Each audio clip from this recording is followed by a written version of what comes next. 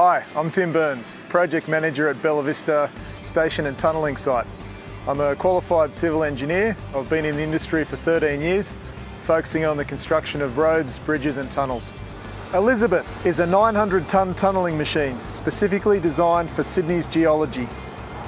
Elizabeth will dig 120 metres a week on average through Sydney sandstone and shale, great rock to be tunnelling through. She's one of the 4 mega machines that will dig the twin 15-kilometre tunnels from Bella Vista to Epping.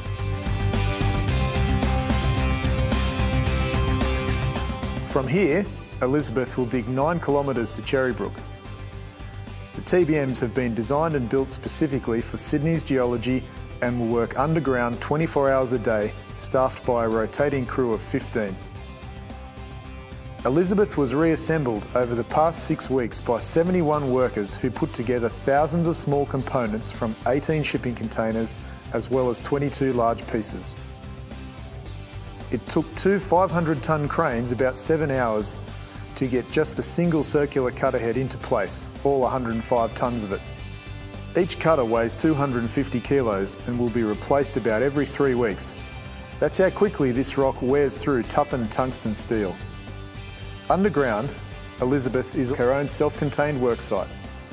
She's connected to power, ventilation, cooling towers, water pumps, a water treatment plant and a massive conveyor belt, which will bring all the crushed rock back to the surface. In fact, if you connect the conveyors for all 4 TBMs end to end, they'll stretch from the Sydney CBD to Blacktown, around 35 kilometres long.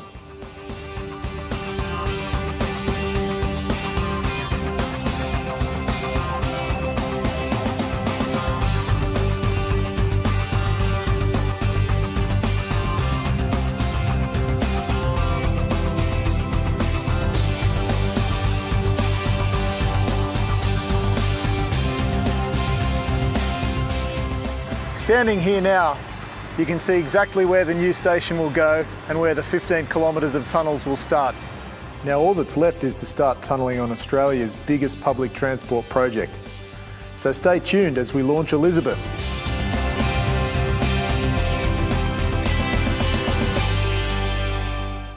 Now Elizabeth TBM1 is in place 9 metres behind me in a pit, which you can see a number of other camera crews have been filming. Some 120,000 tonnes of rubble were moved out of the way so that Elizabeth could be in place and ready to start digging. We had the Minister from Transport and the Premier here today on site for a media conference to have a look around, because today really is momentous for this project and for the people of Sydney's northwest. You'll see a number of logos on TBM1, including SRT, Sydney Rapid Transit. This is the start of a very long journey for this state, which will deliver fast, reliable and safe public transport from here right through to Sydney under an SRT model. The teams here have been excited. For them it has been a lot of work, some 6 weeks or so, and hours of testing by 71 people who will be the team that runs TBM1 Elizabeth as it starts to begin its digging. Now I understand that we may have a package that we can take you to of how complex it is to get a TBM1 like this, its pieces from the other side of the world, in place, installed together and in Sydney's northwest. Let's have a look at that now.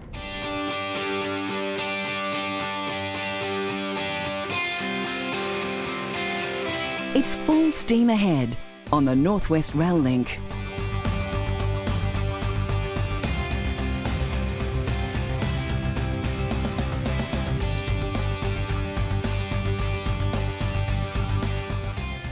The North West Rail Link's tunnel boring machines are a feat of modern engineering.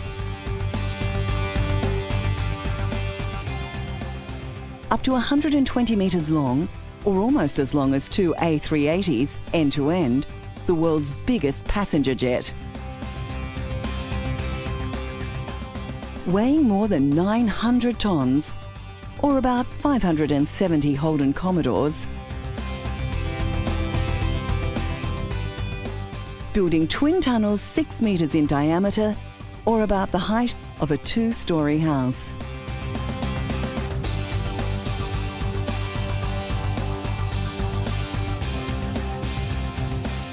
Once they're assembled, the machines will tunnel about 120 metres every week on average.